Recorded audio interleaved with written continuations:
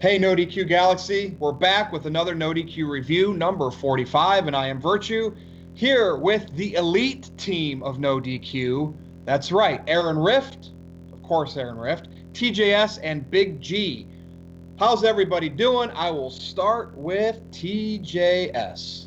Well, I'm gonna pull a Jeff Meacham and pop one on the air. It's Coca-Cola because I'm straight edge, but I'm doing good, man. Raw was actually surprisingly good this week. It's been a very good week in wrestling.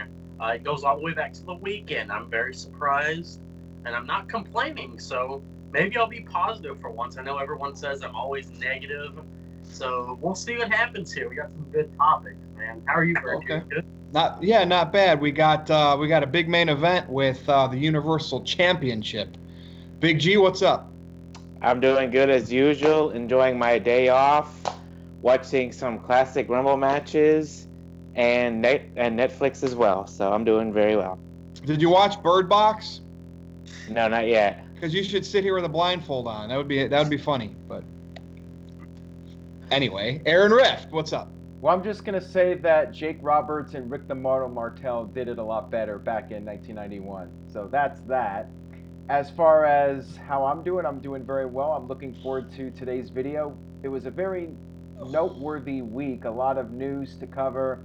Raw and SmackDown were very eventful shows. All Elite Wrestling has a lot of buzz.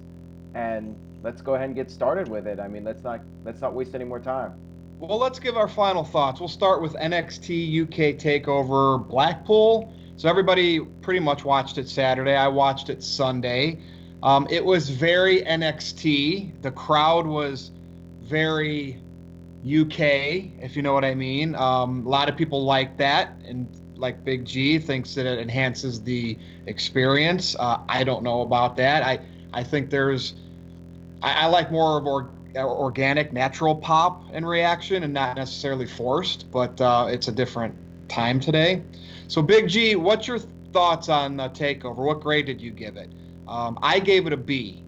The matches were solid. Balor was a surprise. Pete Dunne and Tyler Bate are the real deal. I don't deny that. Yeah. What's your take on it? I gave it a solid A. I mean, I enjoyed it from start to finish. I really enjoyed the tag team match between Mustache Mountain and Zach Gibson and James Drake. And yeah, sometimes it can get annoying when they say if you hate Zach Gibson's shoes up, whatever you wanted to say. I enjoyed Pete Dunne versus Joe Coffey for the NXT UK Championship. All the matches were good as well. I like Toni Storm that she won. Walter debuted. But all in all, I enjoyed it. Can't wait for the next Takeover UK to happen, probably around WrestleMania season. TJS, what do you think about it? I think the crowd was very annoying. I'm sorry. I like a hot crowd, but you have to draw the line. I understand you bought a ticket, you want to enjoy yourself, but when it gets to the point where you're distracting me from the match, I don't get. And you know how those UK crowds are. They're really full of themselves. Right. They've been known to chant "We are awesome," and it's just too much for me. I like crowds that don't chant too much, but they're still paying attention, like the Japanese crowds. Like they don't really do any chant. I'll give you an example, TJS. Like the crowd at WrestleMania this past year for the Rousey match. That felt organic. And I don't like. Nowadays, we get the "This is awesome" chants after, like, there's been matches where the guys don't even lock up and they're already chanting "This is awesome." You deserve it. Yeah, some dream matches, and I don't know. I like the show though. What'd you grade it? I give it a B plus. I thought the main event was a little long. I think any match over 30 minutes is a little too much, because I felt like they just kept doing the same thing after a while. Joe Coffey did not fall victim to 3 bitter ends, and Aaron mentioned how Joe Coffey pulled his tights up after being hit with it. And I get that you don't want to have a wardrobe malfunction, And you could do it for regular moves, but this is supposed to be his finisher. This is the move that he's held the title with for 600 days. And I don't know. I thought the tag match was match of the night, of course. Tyler Bate, that guy's the future. I can't believe he's in a tag team. This guy could be on his own, and he would steal the show. I've always thought that he was great, and he's very young, so that's the plus. Finn Balor, it was fine. We'll talk more about him later. And the No DQ match was okay too. Overall, it was a good show. I'll probably watch the next one. I doubt that I'll watch the weekly product, but we'll see. We'll see. It was okay. I liked it. So okay, so a couple, everybody's put it over obviously so far. Aaron, Well, any last thoughts on it? not much else to say that you guys haven't said or anything that I haven't said previously. I think that, yes, it was a good show, and I think it delivered for what people were expecting out of it. Don't necessarily feel like I can commit more of my time to watching it weekly, though. And regarding the crowd, I just wanted to say, like, go back and watch Monday Night Raw from 2018 or 2017, whenever the last time they were in Montreal. That was a great crowd. They were awesome. They actually got invested in the matches, and they were reacting like how I feel a crowd should react, where they were just enjoying the show and cheering at the right times, booing at the right times, and just being into it instead of just coming up with all these ridiculous chants 24/7 just to hear themselves make noise, I guess. I don't know. But overall, I did enjoy the show, and I do like the atmosphere. It's a nice change of pace every now and then. So good stuff, but there's a lot of other topics that I feel are more noteworthy to discuss. So I feel we should move along here with the review. That shows you what Aaron Riff thinks about NXT UK. Well, So my traffic can tell you the story. Like Saturday was pretty weak. I mean, I barely got any pay-per-view traffic from that event. At least the venues are nice, right? Yeah, it was. Yeah, I like that old with the balconies and everything. Now, before we head over to WWE, which is going to be the most of this discussion, let's talk about AEW a little bit more. Continuing from last week, I don't know, did we cover who we think might leave WWE? Basically, I have a feeling WWE. Some of these people are going to want to leave to go there. They've probably been talked to, which I know, you breach a contract, so it has to be done secretly. I don't know if people remember the story of Jericho still working for WCW, and supposedly Vince Russo got him a meeting with Vince McMahon at his house. There's a bunch of stories going. I just wonder if that's going to happen now, because there are a lot of, Big G, we talked about it, wrestlers that might not care about the money and or think the cons can pay them a lot, that might jump ship. So who do we think could be disgruntled? Now, I think WWE is going to play the card where if they think a lot of talent aren't happy and want to leave, they're going to let them sit out their contracts and they can't do anything. Now, could they do a breach of contract? Just as an example, could a wrestler show up working for WWE and AEW? Absolutely. But then the litigation, and do the cons want to pay that money and battle that out in court? So, Big G, I'm going to start with you. Who do you think might jump ship, whether it's after 90 days or they just don't re-sign, or will anybody make a bold move and show up still under WWE contract or something crazy like that? Do you think they pay the penalties of the legal fees? Well, it's a good thing you brought that up, because we were talking about that earlier in the chat, on the NoDQ review chat. We heard that the Revival asked for a release for their contracts, and apparently Mike and Maria Kanellis asked a release for their contracts. So I could see those four people, if WWE doesn't allow them to give them the release until their contract is up, then when their contracts do come up, then I see them going. But I could also see them breaching their contracts and saying, F the WWE, I'm going to where I want to go to do what I love, and that is to wrestle. Forget the money, I'm going to wrestle. The Revival is a good example. They've been booked like crap ever since coming up to the main roster. Mike and Maria Kanellis haven't done squat since they came to the main roster. I think he's on 205 Live now, and he hasn't done squat on there either. Look at his career before WWE. They were in Ring of Honor, TNA, or Impact, New Japan Pro Wrestling, on the Indies, doing great things. The Revival, they were doing great things in NXT. Main roster, that's what I think. I think everybody who is disgruntled in the WWE should leave the WWE, do what they freaking love, and go to All Elite Wrestling. Well, I'm done. It is what it is. TGS, go. Okay. Well, it's interesting because Chris Jericho said that AEW pays better than WWE. So I don't. Maybe that's true for Jericho's case. Yeah, exactly. Yeah. Because he did an interview a while back, and he's like, "If I'm not getting paid six figures, I'm not gonna wrestle anywhere." You know. So this guy's making the money. I think that the Revival, man, they're my favorite tag team in the world, and I imagine that they will end up leaving WWE, and maybe the hashtag FTR stands for hashtag free the Revival because they want out of their contract. Maybe that's the case. They did tweet a while back and said one day we're gonna wrestle the Young Bucks, and everyone will remember this tweet. So maybe that'll happen. The Revival definitely should be tag champs right now. They should have been a long time ago, but of course they were injured. And when they came on the show, they pushed over the ice cream cart, and that was the moment I was like, man, WWE is going to push these guys. They beat New Day 2 weeks in a row, and then, like Big G said, man, and Mike and Maria Kanellis, good God.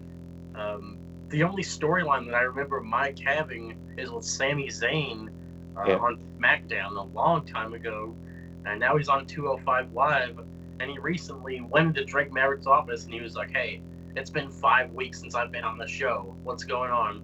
So, I mean, he's completely lost in the show, too. So, yeah, I could see either the Rival or Mike and Maria going to AEW, probably both. I mean, they do need tag teams from what it looks like, so we'll see what happens. I don't think anyone else is really disgruntled, not that I've heard anyway. So it looks like just those four. Well, it'll be time will tell on that. You know what I mean? well, Do you think Ziggler would go to All Elite Wrestling if his contract came up? I mean, he's done pretty much everything in WWE, so maybe he could go there and get a renewed push. I don't know. What about Zack Ryder? I could see guys like that. Right. Yeah. That got over, but WWE didn't really want to keep them over. I could see people like that going over there.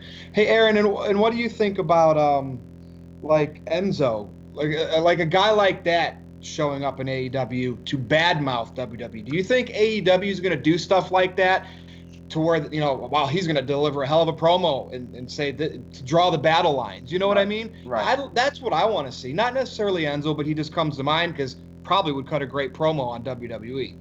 Yeah. Well, first of all, let me just say I think the chances of somebody actually breaching their contract is highly unlikely in all likelihood. I don't see that happening. Look at Neville. Neville sat out his contract and he didn't just jump to another promotion right away. I think would that not change the game though? You know what I mean, Aaron? I mean, would that not just be like a huge buzz? Like, wow. Look what happened with CM Punk. He spent almost $1 million legally fighting WWE. I don't think anybody else is going to be up for doing that, and I don't think the cons are going to play that game with WWE. I just don't see that happening, and I really don't see them doing that tactic, doing what Bischoff would do, where Bischoff was, trying to stretch the law as much as he could, with Hall and Nash coming out on Nitro and that sort of thing, and acting like they're from the WWF, and then they actually had to go on television and flat out say they were not working for the WWF.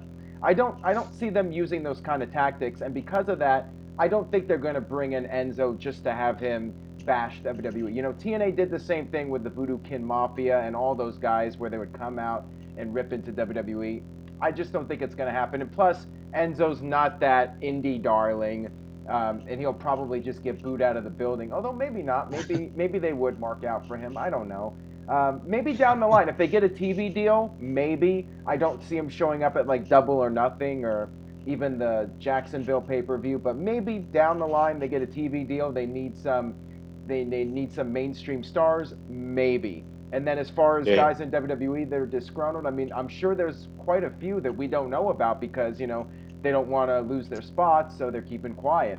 But I would Yeah. say I would say pretty much anybody that's not getting on TV at a normal rate, I would say that those guys, there's a fairly decent chance of them jumping to AEW at some point if the money's good, and we'll see. Jericho said he's being paid more money than he's ever been paid before, but that could just be like on a per match basis. I would be surprised if his contract is more than what WWE would offer. I just think like he's getting a very light schedule, and per match he's making perhaps more than he would make per Yep. match in WWE when he's doing a ton of matches.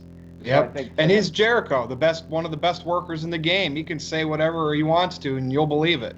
right. I mean, I think, yeah. To him, this is a sweet offer to make a lot of money doing little work.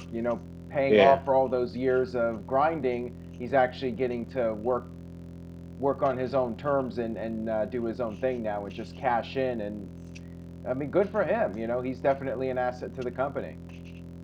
Yep. Well, all right. It's time. I mean, got to get a little bit of AEW talk in there, but let's go to back to WWE, and we're going to go to Raw. There is a new Intercontinental Champion. Bobby Lashley won in a match against Dean Ambrose and Seth Rollins, and ironically, he pinned the champ. Ambrose, who's supposed to be this, badass heel figure, is losing his title and basically has no heat. Bobby Lashley has the mouthpiece with Leo Rush, who Aaron Rift kind of likes. What's the phrase? Looks like, smells like. Looks like money, smells like money. Yeah. But as soon as Lashley won, I see people on Twitter just going nuts like he doesn't deserve it. First of all, look at Bobby Lashley. He might be boring. They made him heel. They put a manager with him. That serves a purpose. Right. So you're supposed to hate Bobby Lashley. Why put a title on him? Well, Dean Ambrose wasn't doing the job as a heel, where you want to see the baby, a good baby face chase it. Titles, I talked with Big G about this. Titles are meant to be on heels for the chase of the baby face, and the crowd gets invested for that baby face to eventually beat them for it. That's my opinion. So we'll see. Nobody was doing anything since Seth Rollins with the IC title. Clearly, I have a feeling Rollins is going to get pushed towards the main event come WrestleMania time. I liked it. I like this, but because Bobby Lashley has the mouthpiece, Aaron Rift, you like Leo Rush, what do you think? Well, I'm a little surprised Dean Ambrose lost the title. See, I was thinking we were going to see Seth Rollins and Dean Ambrose and have that blow off at WrestleMania for the IC title, the final battle between them, maybe like Hell in a Cell or something. But now that feud appears to be pretty much done, and maybe Lashley will take the ball and run with it. I think a lot of people see the IC title as the workhorse title. We'll see if Bobby Lashley can have some intriguing feuds. Who's he going to feud with? Elias again? Finn Balor? I'm not sure what you're going to do with him at this point. What's going to happen with Ambrose? I'm more curious about what's next for him because he has cooled off so much now. He lost the title. He took the fall in the match, which I guess works in a sense that Bobby Lashley looks strong by actually beating the champion. However, I don't know where Ambrose goes from here. Like, how do you salvage his character? It looks like the Rollins feud is over. What do you do with the guy? They just totally screwed up his heel turn, and he has like no momentum. He's ice cold right now, quite frankly. So I don't know. I'm really feeling like Ambrose needs something, some kind of overhaul. I don't know what that is, but yeah, things aren't looking too good for him. Big G, any ideas for Dean Ambrose? Well, like you said, his momentum has stopped severely. He's ice cold right now. He's not hot. When he turned heel, I thought it was okay at the moment, but then they dragged out the Seth Rollins feud. They had the 2 pay-per-views in between. They didn't do anything. Then they started it up again, and Rollins eventually lost the title. And then this Monday, he lost the title to Lashley, which I don't mind. He could be a good heel champion. He's got Leo Rush as the mouthpiece. and Lashley can do all his flexing and his butt flexing. As far as the contender for Lashley, when Kevin Owens comes back, I could see him feuding with Lashley since he technically is the one who took him out, for his injury, and I can see Sami Zayn eventually getting to that feud too because Lashley took out Sami Zayn as well. As with Dean Ambrose's next feud, maybe EC3 and just an NXT call up, get them going TNA. into something. And Seth Rollins, I see Seth Rollins, like Virtue said, main eventing WrestleMania or in the main event push of WrestleMania. TJS. Okay. You brought up Kevin Owens. Have you guys noticed that they haven't showed the video package for him lately? They showed it for 1 week, and they haven't showed it since, the return package. Right, because I think he's not even close to being ready. Although, have you seen the photos of him? He's looking like he dropped some weight. He's looking to be in pretty He good slimmed shape. down, yeah. Yeah. He got like a new tattoo, and so that's interesting. I've always liked Kevin Owens. Hopefully he comes back as a babyface. Anyway, he is. Yeah. Anyway, Bobby Lashley. Oh man, if he wasn't a heel, then I wouldn't want him to hold this title because Bobby Lashley's boring without Leo Rush. I'm sorry, but Leo Rush just adds so much to the. Well, the Revival's boring to me. You know what I mean? So everybody's got opinion. I mean, but seriously, they are. Yeah. And maybe it's the way WWE portrays all of them. Yeah, because they had killer matches at TakeOver and NXT. Yeah. Anyway, Bobby Lashley, I think the title. I think he can help it since he's like the big powerhouse or whatever. And with Dean, oh man, this heel turn has completely gone off the rails. This is just ridiculous. Do you guys think that him losing the title had something to do with at TLC how they were chanting "This is boring"? I don't know. I mean, it's quite possible. That could definitely be a factor. By the way, I just wanted to add about the Revival.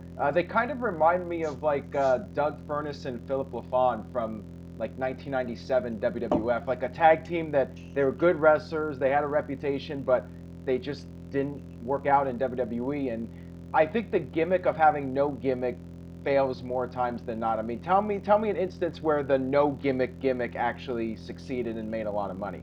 I'll wait. I'm not gonna, I mean, I'm on your side, Aaron, so you're not going to hear it from me. It seems like their new gimmick is getting screwed over in matches.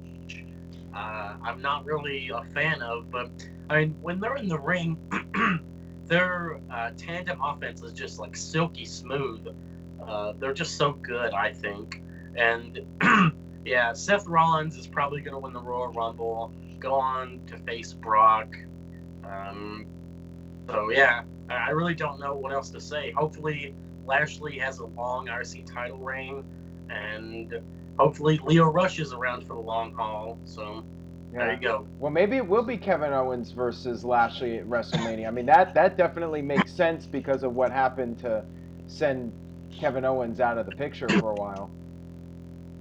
Hopefully. Yeah, and anybody that's clearly as a person pushed because of Vince McMahon, the Smarks hate him. I mean, that's just given. And Lashley's one of those guys, right? He's got the look, everything else, but to the fans, he's not a great wrestler and he doesn't have charisma, and they're going to hate him. So, well, quite frankly, Lashley wasn't blowing me away in TNA either.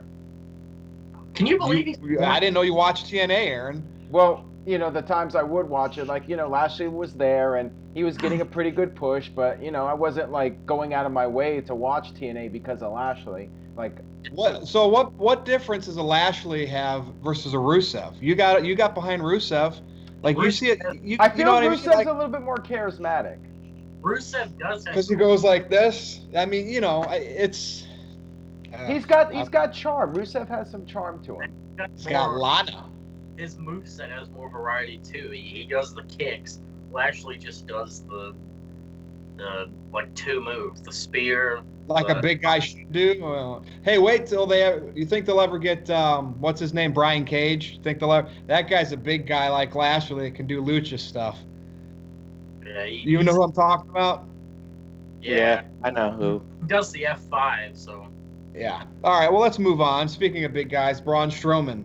I think he's ruined. I absolutely think he's ruined. And being in an elf costume the past year, teaming with Nicholas at WrestleMania, blowing Heel up turn. against Brock, the heel turn, blowing up against Brock Lesnar and losing to one F5, whether that was supposed to happen or not, who knows. The untimely injury right now, and all he does, he can go around, he can beat up a mean vehicle, he can flip a semi truck, he can flip a limo. He can do all this, but when it comes time to winning the Universal title or beating Brock Lesnar or Roman Reigns or somebody like that, he can't do it. So I think he's ruined. I don't know. What do you think, Aaron? Well, I think Mr. Tito said it best. Starting with No Mercy, that's when the honeymoon period was over, as far as I'm concerned. And I think I like Tito. I probably sold my Braun Strowman stock around that time. Like, I feel like he was still salvageable, but then WrestleMania with Nicholas, yeah, it didn't bother me that much. But yeah, it wasn't the best angle in the world. I think it was the heel turn that was really the nail in the coffin for him, and then losing to Brock at Crown Jewel. I haven't really cared much about him since. Then he got the injury, and then this angle happened. So yeah, I agree with you. Braun Strowman, as far as being the guy, he could have been the guy, and now he's just a guy. And I don't see him being anything more than a guy at this point. TJS, anything you would like to add about Strowman? Well, I don't think that he's ruined. I think that they're trying to rebuild him because, I mean, they did have him flip over the limo. They don't have ruined people do that. Jobbers don't flip limos. I think that I've cared about Braun because, I really want this guy to succeed. From the beginning, he was with the White family. That didn't work. But then when the guy came onto Raw and beat up Ellsworth, I just saw money. But from then, he's been lost in, well, not lost in the shuffle, but dead in the water since No Mercy. Losing to Brock was a big mistake, and I think it's kind of a blessing in disguise that he has this injury, so he doesn't have to take another fall from Lesnar. Because if he lost again to Brock, I think that would be it. But since he doesn't have to have that match with Lesnar now, I think maybe when he comes back, they can rebuild him somehow. But with a guy like that, I don't see a guy like that being mid-card champion or tag team champion. This guy wants to be at the top of the company, and as long as Brock's there, I just don't see that happening. So, and if you can't just have him in non-title stories, because if you don't want to be the champion, why are you there? So, I every era has to have a Big Show. I hope Braun doesn't become the Big Show, man. He should have been universe. He should have won at No Mercy in 2017 or 16, whatever it was. And because I don't know if you guys saw, he jumped into that frozen lake for charity, and he does make a wish. Right. This guy could have carried the ball that Roman Reigns had to relinquish, but no, we have Brock doing it. Someone that the fans don't like. There's no top babyface right now. Because Braun Strowman is just being muffled. Yeah. And the thing is, you have some big guys that you could build up for Strowman. Like, the question some people would have is like, okay, Strowman wins the title, then what? Will you line up some big challenges for it? Like Bobby Lashley, you build him up as a monster heel to feud with Strowman. You can bring in Aleister Black to feud with Braun Strowman. You can have EC3 feud with Braun Strowman. You can Lars Sullivan. I mean, if he's able to get his act together, Lars Sullivan would have been a great challenger for Braun Strowman for the WWE Universal title. So there's a lot of things you could have done with that guy as the face of the company. But Big G, anything else you would like to add? Well, you guys made some good points, but I think the best thing Braun Strowman has done in his whole entire career in WWE is his feud with Roman Reigns back in 2016. Roman Reigns put this guy over big time with the whole ambulance match and him, flipping Roman Reigns over with when he's on the gurney and stuff like that. That feud was amazing. They should have never turned him babyface. They should have kept him heel this whole entire time. I don't know that one. Nobody wanted to boo Braun Strowman. Well, the reason why Braun became baby is because the Roman feud. People Yeah, I know. cheer for Braun because they hated I know. Roman. Yeah. I know, but okay, so you turned him babyface, and then you had the whole WrestleMania thing with Nicholas, which I'm okay with. You know, they Really? had to get. I don't know. They had to do something with Strowman at WrestleMania. I guess that was the best they could come up with. Then with Brock Lesnar at Crown Jewel losing, was it one F5 or five F5s? At Crown Jewel, he took a Who bunch. cares? Huh? At Crown Jewel, he took a bunch of F5s. Yeah.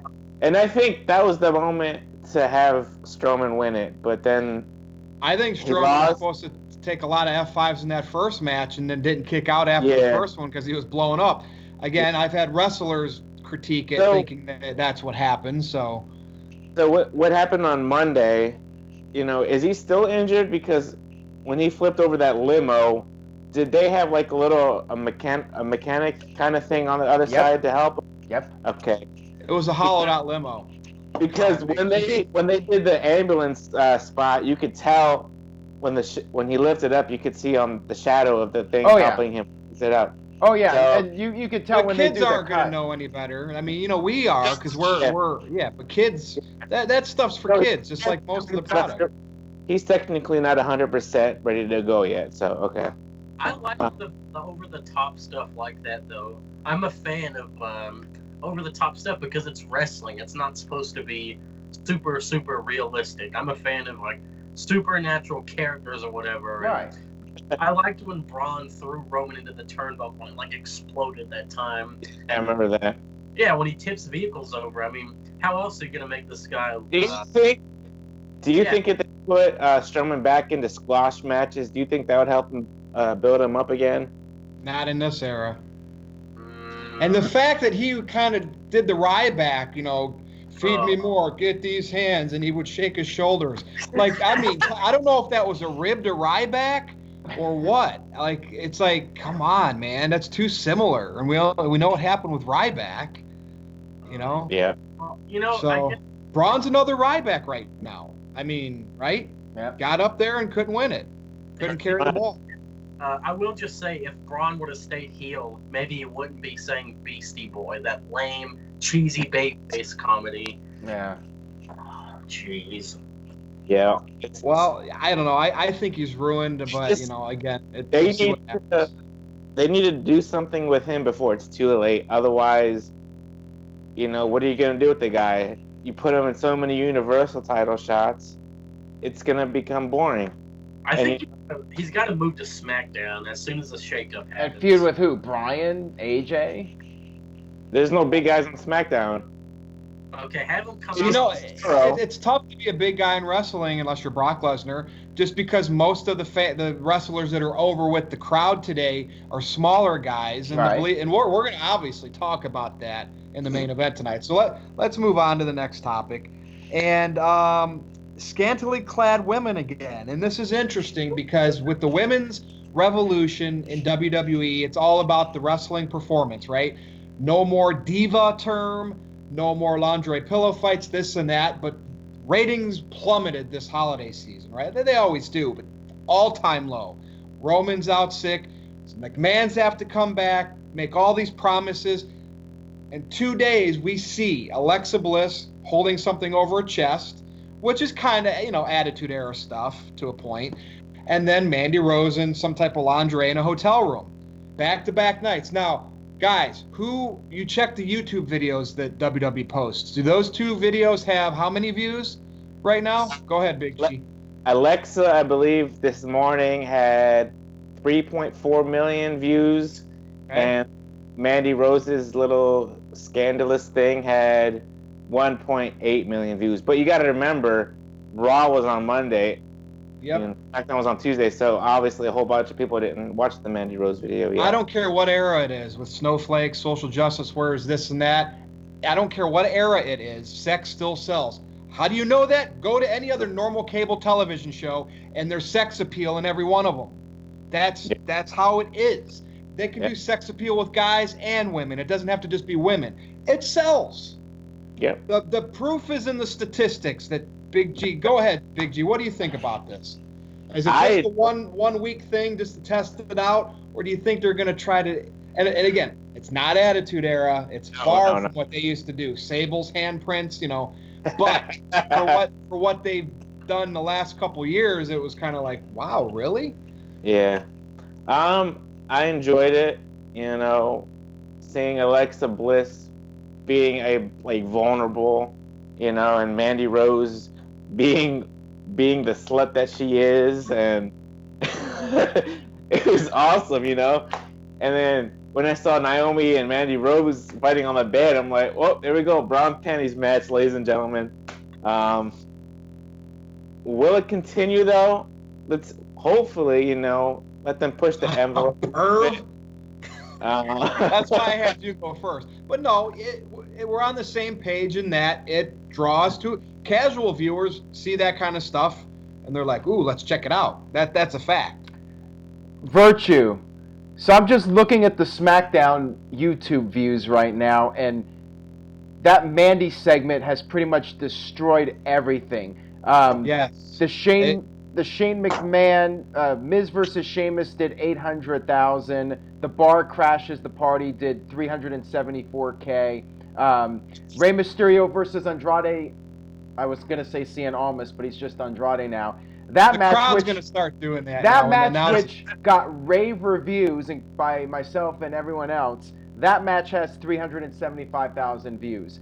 Mandy Rose welcomes Jimmy Uso to her hotel room, 1.6 million views. So it's destroying everything. Even Becky's segment, Becky versus Payne Royce, 362,000.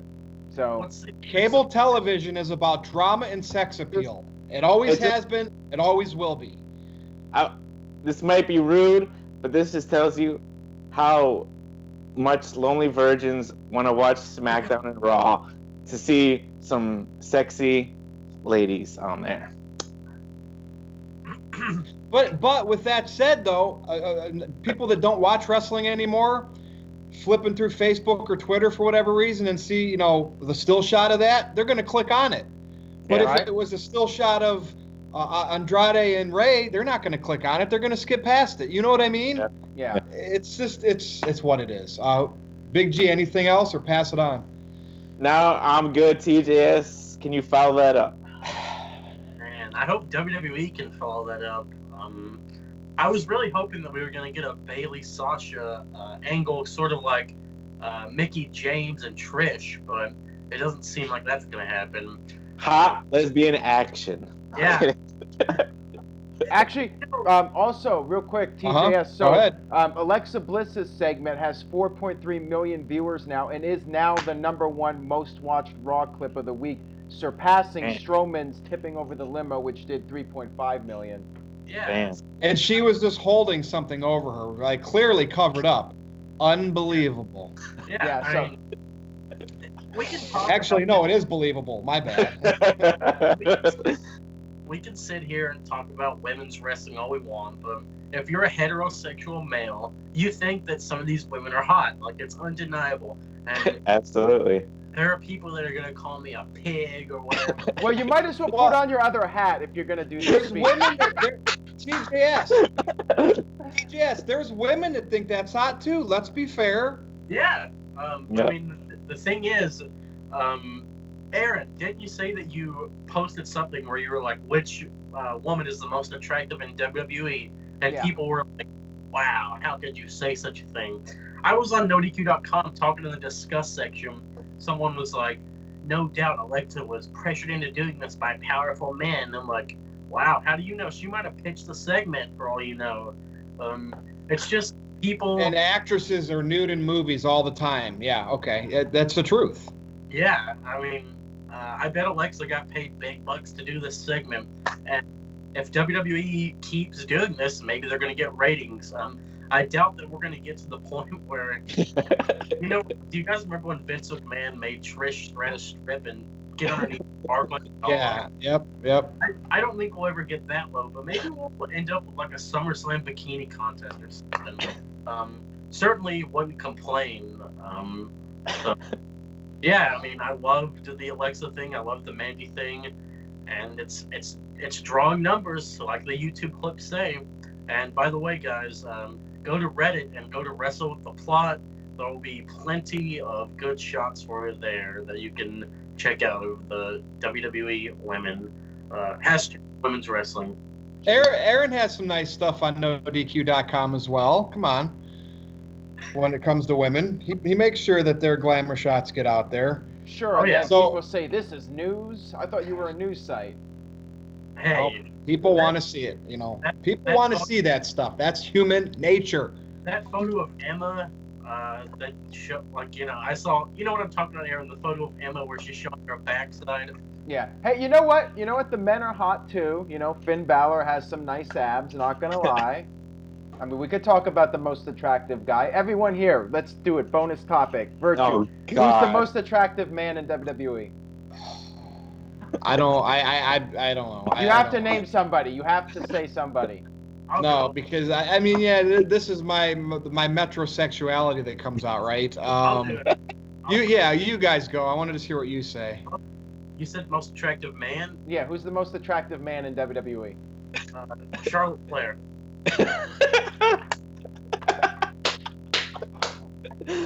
And the thumbs downs are coming.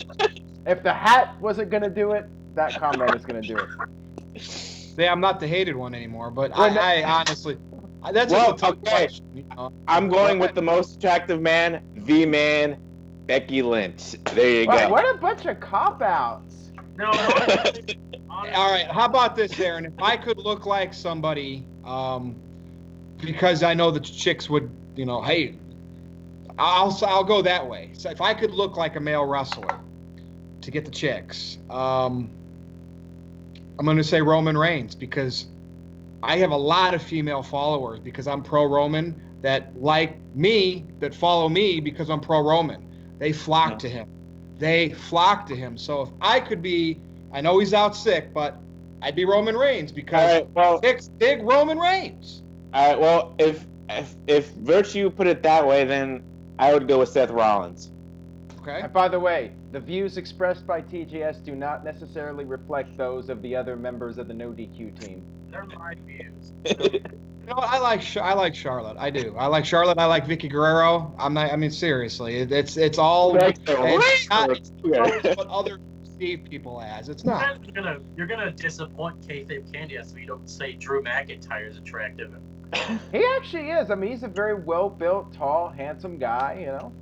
My Got the girlfriend. beard, got the long hair. Yeah. My Yeah. girlfriend, she likes Drew McIntyre and she likes Finn. She said Drew McIntyre is buff and he has the accent and he's tall. So I guess that's what women look for. I don't know. I'm gonna have to ask my girlfriend to see who she thinks is hot in WWE. It's and gonna see be what she.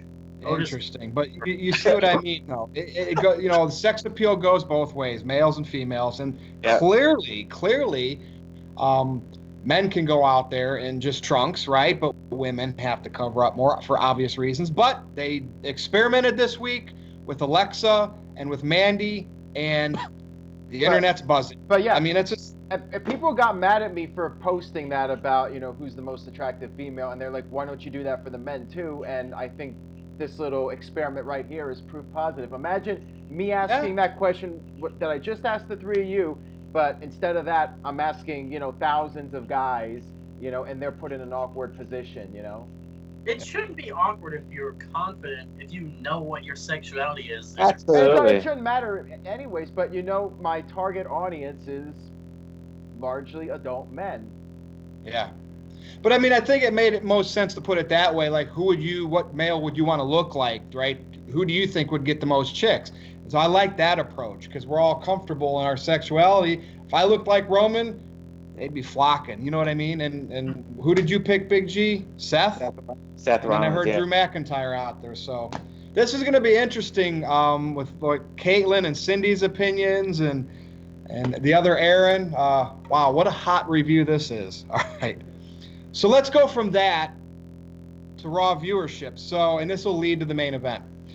So Raw viewership was, people are all excited. Not everybody. It's back up. 2.7 was the average million for the 3 hours. Woohoo. And I'm sitting there thinking, Okay, it's up from the 1.8, 1.7, 1.8 from the holidays, the low twos. But I mean, Raw used to be over 3 million people. I mean, 4 million people back, and even higher back in the day. Okay, yeah. Why are we getting excited about 2.7 million people? So, what do you, I mean, and who do you think was responsible for that? Aaron Rift, I'm going to start with you, just because Big G put his hand up. Okay, well, That annoys me. I'm just well, kidding.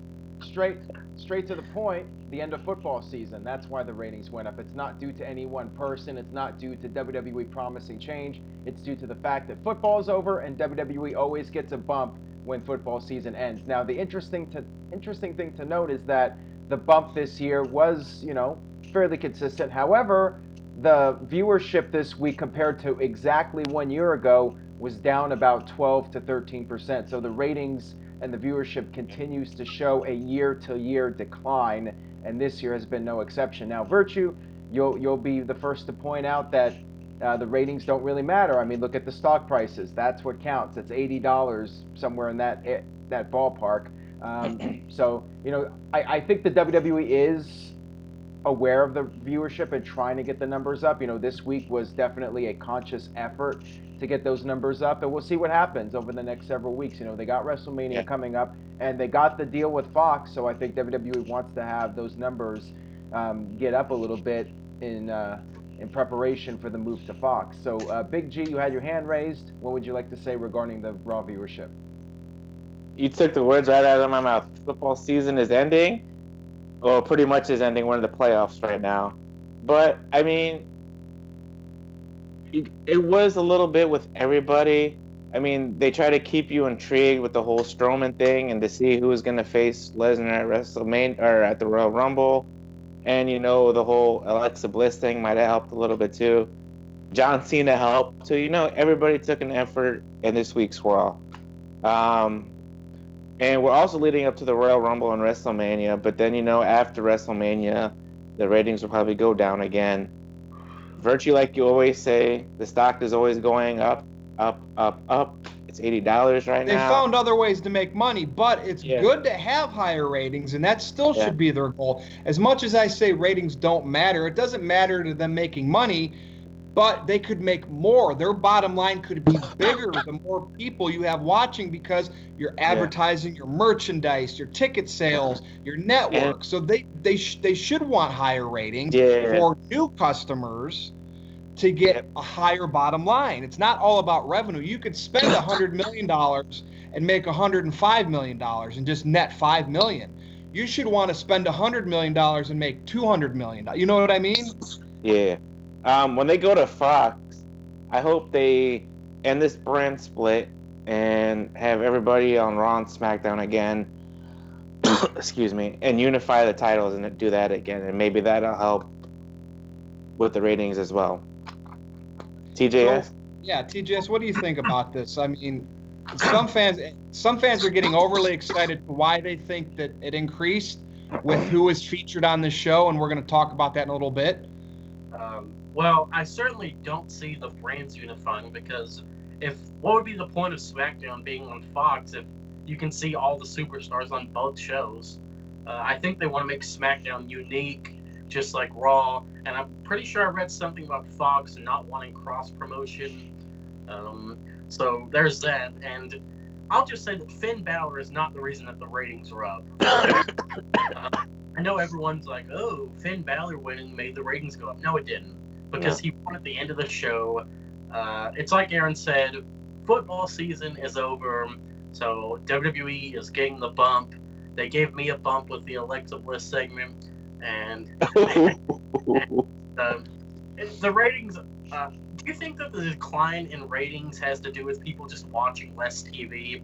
People are just finding other ways to watch. We talk about it all the time, and you said because Hulu doesn't count, right? Watching it on YouTube doesn't count. You got to think about it. Do they post it on Raw like months later, weeks later? Does Raw have a file for the network? Does the network have a? Yeah, like a couple months later, they'll post it up there. But you got to think too. DVR. People don't watch Raw right away. Does that count to the rating when it's recording or no? I don't think so. I don't think so. You're right. There's a lot of other factors that back then it was. And back in the day, you didn't have DVR. If you missed it, you were screwed. You, Yeah. you VHS, VCR'd Nitro and watched Raw, Yeah. and then you maybe Yeah. changed it up the next week. Yeah. That's what the problem is that WWE's not must see anymore. Right. If I miss back in so I used to want this is story time.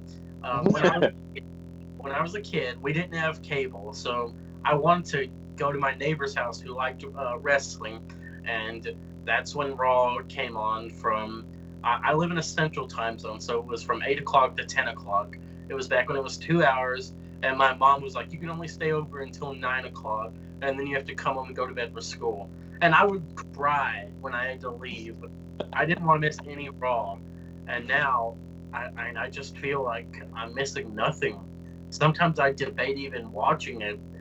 It's the only reason that I have Sling TV, and sometimes I'm like, man, do I really want to pay $30 a month to watch Raw, even though I really don't care about it? And SmackDown's been a little bit better, but with the YouTube clips, you really don't have to tune in if you don't want to. Yeah. Look up like SmackDown results, and there's Twitter gifs on it instantly. People have just the clips of the move, the Rey Mysterio and Andrade match. Boom. Yeah. You can watch most of the match with Twitter gifs. Yeah. And you got clips of Virtue breakdancing. You getting stink face. So. Yep. That's the thing, man. Nobody wants to sit down and watch a 3-hour program with the commercials and No. because, man, from 7 o'clock to 10 o'clock, that's a lot of time to just sit there and do. It's worse for us Eastern time because we're to 11 o'clock. Yeah, You know. WWE needs to do something to make the show must see. And I like how when they had the taped shows, they at least added in some stuff that wasn't in the spoilers, Yeah. like Vince McMahon getting punched by Jay, and I forgot what happened on Raw that wasn't on there. But Let me ask you guys this: when they first announced Raw going 3 hours, were you guys all excited, or were you like, "Oh no, Nope. we gotta watch another hour of this, John"? Look at WCW. Everyone knew going in that's Yeah. long term not going to be the best idea because WCW did it and it was not a positive thing for that brand. The only time I was ever excited was when Raw went from 1 hour to 2 back in the day, because I was like 1 hour just didn't seem enough. Right. The only times I did enjoy the 3 hours before they started it is when they did like the old school Raw or something like that, where they had the special editions of Raw. Exactly. But then when they went to the 3 hours, I'm thinking to myself, I was like, I got to sit through another hour. Right. But what can you do, you know? Do you think that if Raw didn't have as many commercials, that it would be better easier to digest? I think so, because like the first 45 minutes or so, they go from like the promo to commercial to the match. Not even like 2-3 minutes into the match, you got another commercial. Then they do like 5 minutes and then another commercial, and you're like, oh my god. And they don't have good enough cliffhangers. Back in the day, Russo and Ed Ferrara knew how to where to put the commercials. Yeah. But they don't do that today. They don't care. As soon as they take a powder, it's like, oh, we'll be right back. Like, oh man, I'm so intrigued. The guy just thought of the ring. What's gonna happen next? And you gotta remember when half the time when it's on commercial, I'm looking at my phone anyways. And yeah, Trump made Raw commercial free once, and I mean it was okay. These commercials, sometimes I dip not watching live and just maybe watching on demand or something. But then there's the YouTube clips. I don't know.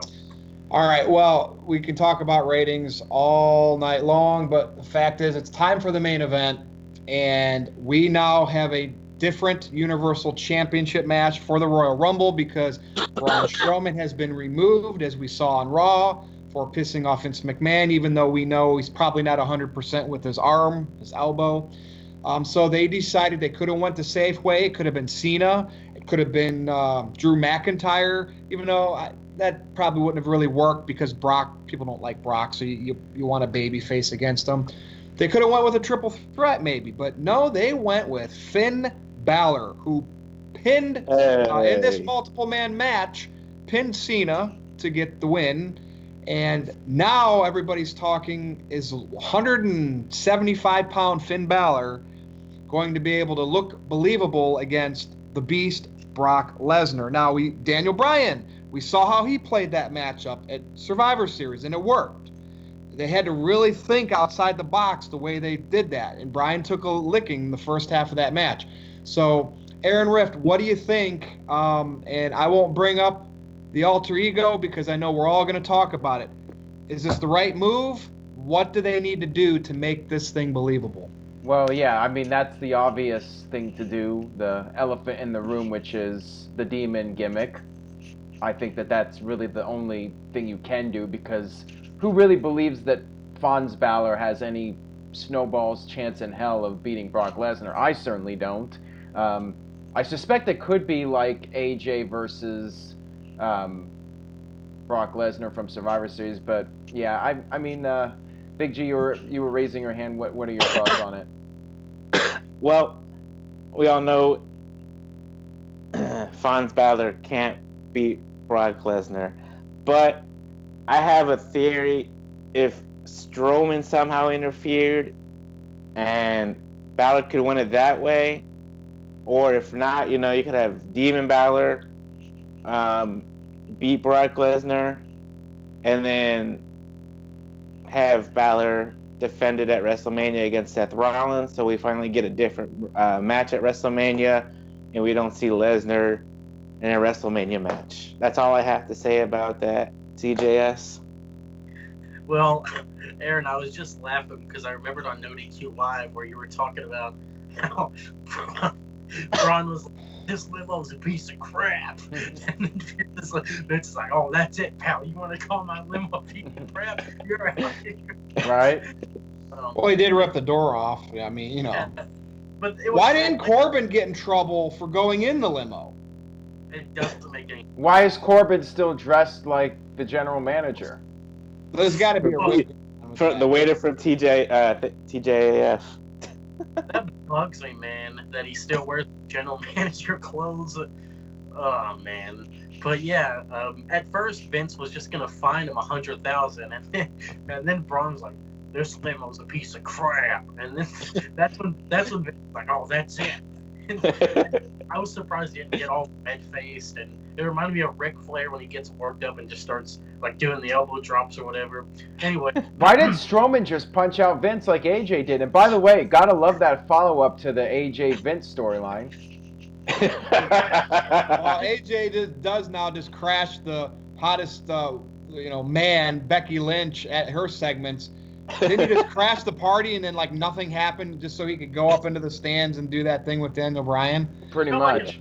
I think they try to play that up like, oh, what's AJ gonna say to Becky? But in reality, it's just because they're short on time and they need to just get AJ out there before everyone else can leave. Anyway, with Finn, he needs to be serious. He needs to come out there and cut the promo and say, "I'm done smiling. This is the biggest fight that I've ever been in." Yada yada yada. He needs to be serious. And then I know Aaron said that he wants Finn to be the demon on the Go Home show. I don't think that's a good idea. I think Finn should come into the Rumble as the demon without doing it on the Go Home show. Well, because here's why I think that way, because you need to sell tickets. I'm thinking old school. I want to see ticket sales. I'm thinking like an old timer, because also on the Go Home show, it doesn't matter now, but theoretically you want to generate a buzz before the pay-per-view to get more pay-per-view buys, but of course now that's all irrelevant. So I'm just thinking like the network. I'm thinking like from a different generation when you're trying to sell tickets and sell pay-per-view buys. So I mean, yeah, you could do that now, but Aaron, I got an idea for you. So if Brock is on Raw on Monday, they should have Finn Balor come out as Fonz and confront him like, "I'm ready for you," and then Brock, gets him, F5s him, lights go out and Finn disappears. And then the Tron plays the demon stuff. Something Undertaker like that. Yeah. So Brock just handed Fons Balor, an F5, disappears, and then because something has something has to awaken the demon. The demon just can't come out, you know. It's Exactly. a That's universal kinda title what- match. It's a universal title match for crying out loud. That alone should bring out the demon, but whatever. But really, the Universal title match, it's just never shown on TV because Brock has it. I mean, I don't think that holds much stock. Well, It should, but it storyline. doesn't. Yeah, storyline it should. This is how I would book the Rumble match. Have Finn come out as the demon, have Brock look surprised, and then as soon as the bell rings, Finn hits the shotgun drop kick in the corner, hits the coup de grace, and we get a near fall. I think that would be perfect. Instead of like doing the old Suplex City thing, have Finn come right out of the gate, hit Brock with his finisher, and then you get the near fall, and then from then on out, Brock can have the disadvantage. Finn can work on top for a little bit, and then he can take his inevitable loss. Do you think they do this if they don't do the demon and Fonz Balor comes out to face Lesnar, that the match is about 5 minutes in and then Braun comes out and just beats them both up, and it just ends in a double, like a no contest? You know what I mean? I could see something stupid like that happen. Could happen. I think Finn is eating the pin, sadly, but I mean, this is the first time the Demon's going to lose on the main roster. If they don't do the Demon, this is career suicide for Balor. I'll never take him seriously. Yeah. Well, he didn't do it at That's it. WrestleMania, so. Yeah, I mean, so, okay, when was the last time we saw the Demon versus Baron Corbin? Yeah, TLC. And it was it a squad? No, it was at SummerSlam. Yeah, so Wasn't a it? pay-per-view that nobody cares about. It was at SummerSlam when he fought Corbin this past SummerSlam. What did he do at TLC? That was last year against AJ Styles, because Bray Wyatt was supposed to be Sister Abigail versus the Demon, so that didn't happen. So SummerSlam this past year, 2018. Yeah, because he squashed Corbin. Yeah. Right. Yeah, that's the last time we see. Any chance that the Demon comes out and squashes Brock Lesnar? No. Okay. Highly unlikely in all likelihood. The thing is, if Finn Because he's not Goldberg. Right. They already did it once, but then again, WWE likes to copy angles they did like a year ago, so. Yeah. Like I said, if Demon Balor doesn't come out, Fonz Balor versus Lesnar, Strowman music hits, distracts Lesnar, Balor gets the 1, 2, 3, and completely shocks the world, and makes NoDQ the most best site in the world. Without the Demon gimmick. He beats him clean without the Demon. Okay. Anything that's not CM Punk is probably not gonna cut it, but yeah, it would be nice though. What do you think, if Omega was in the Rumble, would you get a nice little spike with that? Probably, but he's still under contract until February 1st, so whatever. Reach it, baby. That's overseas. Who cares? Yeah. How big AJ Royal Rumble story in 16, Aaron? Did that do a lot of traffic? It did pretty good. Yeah, it did fair. I would say yeah, it did fairly well. So the best story was Punk walking out. Then that's your top story. Actually, the pipe bomb. The pipe bomb, yeah, I was gonna say. The actual pipe bomb and then Money in the Bank. That whole couple of months was huge. Yep. And WWE, wrestling in general, needs to find that again. They need to find that extra controversy because that gets everybody buzzing. All right, well, there you have it. We're going to see next week. We're actually not going to do the review because we will do the Royal Rumble preview and predictions panel, which is it's still the NoDQ review, but not officially. Right. So that's all I got, everybody. Any last minute words before we do our plugs? I think we're all ready to go here. Just wait to see what all the haters have to say about Big G this week. So. Well, I think you're spared. I think the heat magnet for this week is definitely our buddy TJS. Oh, TJS, go ahead and do your salutes. NoDQ.com/TJS. Take you to my Facebook page. If you want to leave negative comments, you can do it there. Someone actually made an Eric Bischoff account and left some hate comments on one of my pictures. It was kind of funny, but anyway. And then of course Twitter @NoDQ_TJS. Follow me there. I don't really tweet all that much, but still follow me. It'll be okay. And of course, NoDQ.com/shirts. There's plenty of them. The ladies of NoDQ Fire Virtue. We got all the shirts, brother. Great Cherry shirts, Jeff Meacham shirts, Cindy shirts, Kayfabe Candy Ass. I could go Big on. G. Yeah, Big G, of course. And we got it all. Just go there, buy a shirt. And that's all for me, man. All right, Big G. NoDQ.com/Big G takes you to my Twitter page. NoDQ_Big G on Instagram. Jeffrey Hutz on Facebook. Like TJ has said, NoDQ.com/shirts. Everybody has shirts. Check out Virtue's Rage either Tuesdays or Wednesdays whenever we feel like doing it. And that's it for the Big G. How many Twitter followers do you have, Big G and TJS? What are your numbers? I have 217. TJS, what do you got? 5. 500? No, just 5.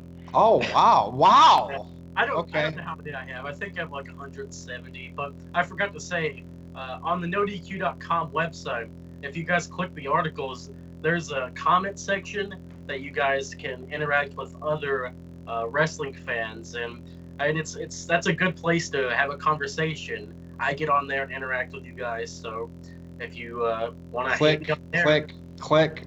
yeah, just I mean, there's some good debate going on there. Sometimes there's like pages and pages of it, especially like with the Alexa Bliss news story. There's a lot of controversy, a lot of comments there. Go give us your input. Let us know what you think. Yeah, the comment section on NoDQ is a great place to troll with people also, as I know a few individuals out there like to partake in. But hopefully we can get Virtue on there more, and Big G. They haven't really been doing much, so putting those guys on the spot. TJS, you've been great, though. Ouch. But yeah, stay tuned to NoDQ.com for all the latest regarding All Elite Wrestling, Royal Rumble, NXT TakeOver. Lots of content coming up on the site. And I apologize for anybody offended by TGS's comments, but you know, I do give him an open mic here, and part of the deal here with NoDQ is I like to give everybody a forum to express their opinions openly, even if they might be controversial. Not